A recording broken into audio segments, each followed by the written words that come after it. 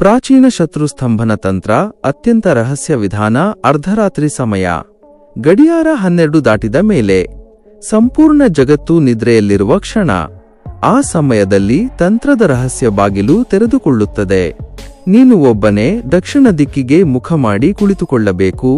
ನಿನ್ನ ಮುಂದೆ ಒಂದು ದೀಪ, ಎಳ್ಳೆಣ್ಣೆ ಅಥವಾ ತುಪ್ಪದ ದೀಪ, ಪಕ್ಕದಲ್ಲಿ ಒಂದು ಕಪ್ಪು ಬಟ್ಟೆ, ಅದರ ಮೇಲೆ ಸ್ವಲ್ಪ ಕಪ್ಪು ಎಳ್ಳು ಬ್ಲ್ಯಾಕ್ ಸೆಸೇಮಿ ಇಡಬೇಕು. ಈ ಎಲ್ಲವೂ ಸಾಮಾನ್ಯ ವಸ್ತುಗಳಂತೆ ಕಾಣಬಹುದು, ಆದರೆ ಪ್ರಾಚೀನ ಕಾಲದಲ್ಲಿ ಇವುಗಳನ್ನು ಶಕ್ತಿ ಆಕರ್ಷಣೆಗೆ ಉಪಯೋಗಿಸುತ್ತಿದ್ದರು. ನೀನು ಕಣ್ಣು ಮುಚ್ಚಿ 11 ಬಾರಿ ಆಳವಾಗಿ ಉಸಿರಾಡು. ಮನಸ್ಸಿನಲ್ಲಿ ನಿನ್ನ ಮೇಲೆ ಅನ್ಯಾಯ ಮಾಡಿದ ಶತ್ರುಗಳ ರೂಪ ಬರುತ್ತದೆ.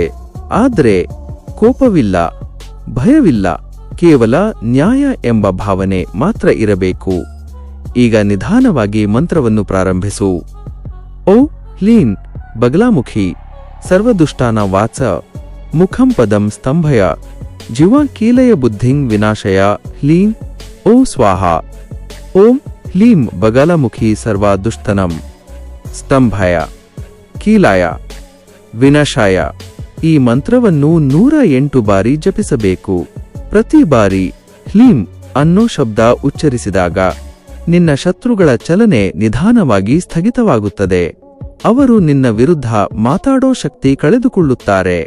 ಅವರ ಯೋಜನೆಗಳು ಅರ್ಧದಲ್ಲೇ ನಿಂತು ಹೋಗುತ್ತವೆ. ದೀಪದ ಜ್ಯೋತಿ ಆ ಸಮಯದಲ್ಲಿ ವಿಚಿತ್ರವಾಗಿ ಕಂಪಿಸುತ್ತದೆ. ಅದು ಕೇವಲ ಗಾಳಿಯಲ್ಲ, ಅದು ಶಕ್ತಿ ಚಲನೆಯ ಸಂಕೇತ. ನೀನು ಜಪ ಮುಂದುವರಿಸಿದಂತೆ ನಿನ್ನ ಸುತ್ತಲೂ ಒಂದು ಅಪ್ರತ್ಯಕ್ಷ ವಲಯ ನಿರ್ಮಾಣವಾಗುತ್ತದೆ. ಅದು ಯಾರಿಗೂ ಕಾಣೋದಿಲ್ಲ, ಆದರೆ ಯಾರೂ ಅದನ್ನು ದಾಟಲಾರರು. ಜಪ ಮುಗಿದ ನಂತರ ಆ ಕಪ್ಪು ಎಳ್ಳನ್ನು ಕೈಯಲ್ಲಿ ಹಿಡಿದು ಹೇಳು, ಯಾರು ನನ್ನ ವಿರುದ್ಧ ದುಷ್ಟ ಭಾವನೆ ಇಟ್ಟಿದ್ದಾರೋ ಅವರ ದುಷ್ಟ ಶಕ್ತಿ ಸ್ತಂಭಿತವಾಗಲಿ. ನ್ಯಾಯ ನನ್ನ ಪಕ್ಕದಲ್ಲಿರಲಿ. ಆಮೇಲೆ ಆ ಎಳ್ಳನ್ನು ಮನೆ ಹೊರಗೆ ಬಿಟ್ಟುಬಿಡು. ಹಿಂದಿರುಗಿ ನೋಡಬಾರದು. ಪ್ರಾಚೀನ ವಿಧಾನದಲ್ಲಿ ಇದರಿಂದ ಆಗೋದು ಏನು? ಶತ್ರುಗಳ ಬುದ್ಧಿ ಮತ್ತು ಮಾತಿನ ಮೇಲೆ ಸ್ತಂಭನ ದುಷ್ಟ ಯೋಜನೆಗಳು ಸ್ವಯಂ ವಿಫಲವಾಗುತ್ತವೆ. ನಿನ್ನ ಸುತ್ತ ಅಪ್ರತ್ಯಕ್ಷ ರಕ್ಷಣೆ ವಲಯ ನಿರ್ಮಾಣವಾಗುತ್ತದೆ. ನಿನ್ನ ಆತ್ಮಶಕ್ತಿ ಹೆಚ್ಚುತ್ತದೆ. ಮುಖ್ಯ ಸೂಚನೆ, ವೆರಿ ಇಂಪಾರ್ಟೆಂಟ್. ಈ ವಿಧಾನವನ್ನು ಪ್ರಾಚೀನ ಕಾಲದಲ್ಲಿ ಕೂಡ ನ್ಯಾಯಕ್ಕಾಗಿ ಮಾತ್ರ, ಸ್ವರಕ್ಷಣೆಗೆ ಮಾತ್ರ, ದುಷ್ಟ ಪ್ರಭಾವ ನಿವಾರಣೆಗೆ ಮಾತ್ರ ಬಳಸುತ್ತಿದ್ದರು. ಕೋಪ ಅಥವಾ ಪ್ರತೀಕಾರಕ್ಕಾಗಿ ಬಳಸಿದರೆ ಫಲ ಕಡಿಮೆ ಆಗುತ್ತೆ. ಗುರುವಿನ ಮಾರ್ಗ ದರ್ಶನದಲ್ಲಿ ಮಾತ್ರ ಮಾಡಿ.